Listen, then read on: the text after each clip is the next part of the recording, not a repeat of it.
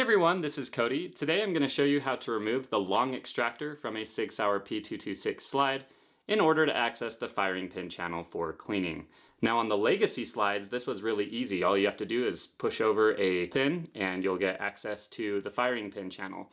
With the E2 slide or the long extractor slide, the extractor covers that pin. So the extractor needs to come out first before that pin can be punched out and you get access to the firing pin channel. So I'm going to show you how to do that today. We'll safety check the pistol. I'll show you the tools that you'll need in order to do this. And the nice thing is, whether you use the P226 platform or the P229 platform, the process is the same. So with that said, let's go ahead and get started. One quick note about both retaining pins is that they do tend to mar and loosen up a bit the more you remove them. So if you do take them out frequently, which I'm not sure why you would, but if you do, you'll need to replace both of them eventually. The tools you'll need to get this done are obviously a pair of safety glasses, a bench block is nice. I like to use a brass hammer just so I don't mar anything up. And then a very strange specialty tool you'll need is a half moon punch. On the inside of the slide, there are two retaining pins that are partially blocked by the slide. So you can't get it out with a standard punch. You do need this specialty half moon punch. It's specifically built for the P226 and P229. You'll definitely need one of these to remove the extractor and firing pin. This one is from Matrix Precision, though there are a few companies that make a similar tool, but this one's done a good job for me, and frankly, I'm just grateful people make this tool so we don't have to sacrifice a spare punch fabricating our own on the grinder. So with that said, I will go ahead and put on my safety glasses and perform a safety check. To safety check the pistol, I'll first remove the magazine and make sure there's no cartridges in there and it's clear. So I'll go ahead and set that off to the side, and then I will check the chamber. It is also clear. So the pistol is safe and ready to be worked on. So next I will go ahead and field strip by locking the slide back. So I'll just pull back and push up there. There we go. And pull down on the disassembly lever, then let go of the slide and take it off. So I can go ahead and put the frame off to the side now. I will remove the recoil spring as well as the barrel. And I'm good to go. So I can go ahead and get the slide in my bench block and show you how to remove the extractor. This coil pin right here is what the extractor pivots on, and it needs to come out in order to remove the extractor. And you can see why you need this specialty half moon tool, because the slide does cover about half of that pin or so.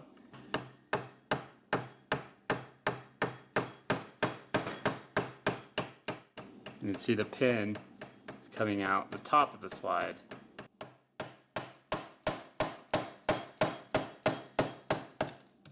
Go. With the extractor coil spring removed, now I should just be able to lift the extractor and take it right out. There we go. And there are two little extractor springs. You have a smaller spring that goes inside of a larger spring. Let's see if I can get those out. There we go.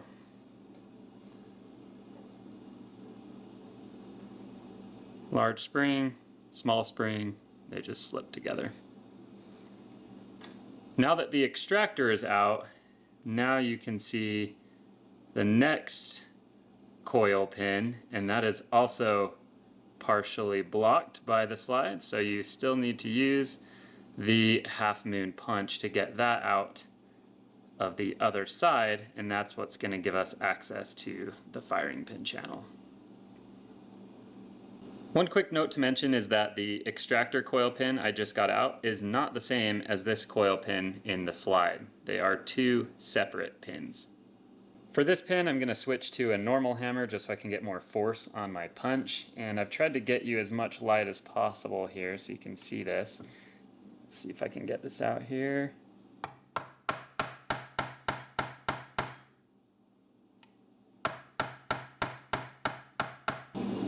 See that coming out there.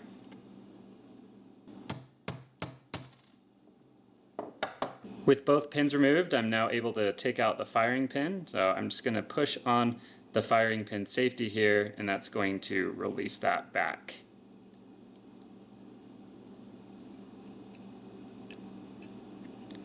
go. I'm going to keep my finger on there, keep pushing.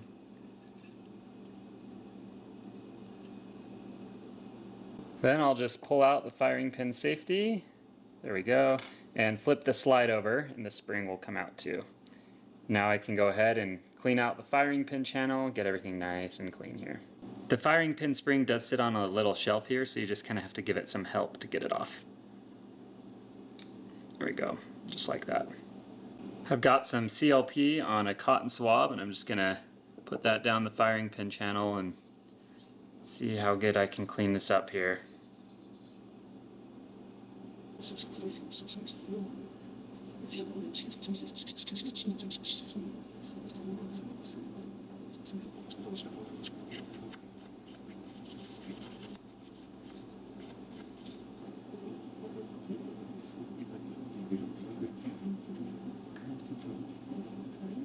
Now, of course, after cleaning, you don't want to leave any oil or residue in the firing pin channel. You want to make sure that your cotton swabs come out nice and dry and clean, and that's pretty much all there is to it. Here's just a little recap of the parts I removed. So here's the extractor retaining pin, the extractor, and then you have the two extractor springs. The smaller goes into the larger. The firing pin, as well as the firing pin spring, obviously the firing pin retaining pin, and then here you have the safety lock and the safety lock spring. With everything cleaned up, it's time to reassemble. The first thing you'll notice about the firing pin spring is that it's tapered, so if you try and put on the large end onto the firing pin, it's not going to lock in place. It can only go on one way, so smaller end goes on first and will snap in there, just like that. Now I'll put in the safety lock spring, or the firing pin spring, into its little slot there. Make sure that is centered, okay? And then I will take the safety lock itself and drop that right over the top. And you want the side that has the half moon shape to be facing the rear of the slide. To put the firing pin assembly back in properly, the notches need to go on the bottom of the retaining pin hole. So you might think it would work from the top too, but it won't, because the rear notch needs to interact with the safety lock. So it can only go in one way. So to get the firing pin back in, I'm just gonna flip it around so I don't see the notches. I'm going to push on the safety lock, and I'm just gonna push it all the way down. Let go, there we go, back in properly. And you can see how this works. If I push on the firing pin, the retaining hole opens up. So if you're reinstalling the retaining pin and it's running into the firing pin, you just need to push on the firing pin, and then that will clear it up and you can get it in all the way. The nice part about putting the pins back in is you can use a normal punch since you're coming in from the opposite side. I don't want to mar up my slide, so I'm back to a brass punch, and I'm gonna slip in the firing pin retaining pin here and go ahead and get that started. You hear it hit the firing pin right there? So now I need to push the firing pin in and keep hammering. So push that in right there.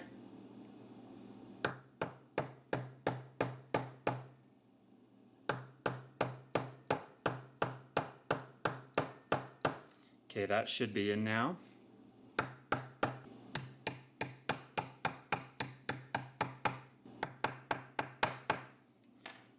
Okay, there we go. It's bottomed out on the other side. I'll take the smaller extractor spring and slip that into the larger one there.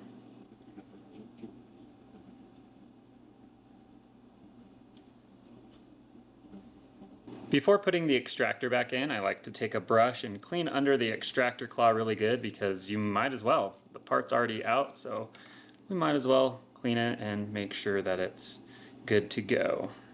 You can see this hole in the extractor right here. That is for the extractor retaining pin, and that is what the extractor pivots on. So obviously you have the springs in the back, and as I put the extractor in and put this pin back in place, as the extractor gets pushed outward by the rim of a cartridge, it will pivot backward on that spring, and so that's how it gets its function. Alright, I'm going to go ahead and finish up here, and as mentioned, you can see that that hole in the extractor lines up with the hole here for the extractor retaining pin. I'll go ahead and get this started.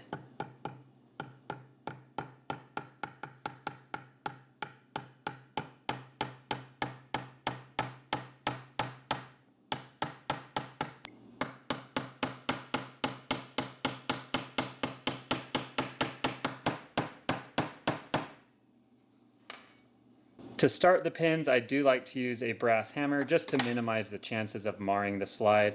Once I've got it down towards the bottom, then I use a 3/32 punch, go right in the hole, and use a hammer to get the force that I need to bottom the pin out. And you can see here that bottomed out nicely.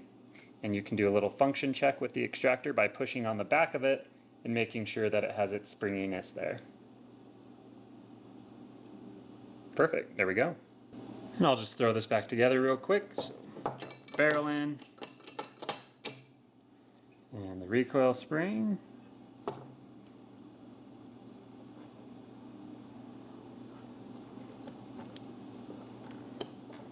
Okay. I'll put the slide back on and lock it to the rear. And then I'll rotate the takedown lever back to the locked position. Release the slide, decock, and there you have it.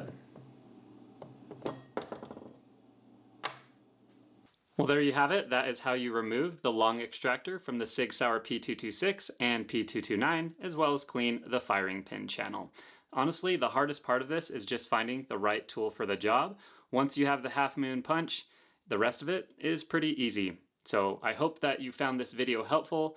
Be sure to subscribe if you enjoy content like this. And as always, remember to practice safe firearm techniques whether you're at home or on the range.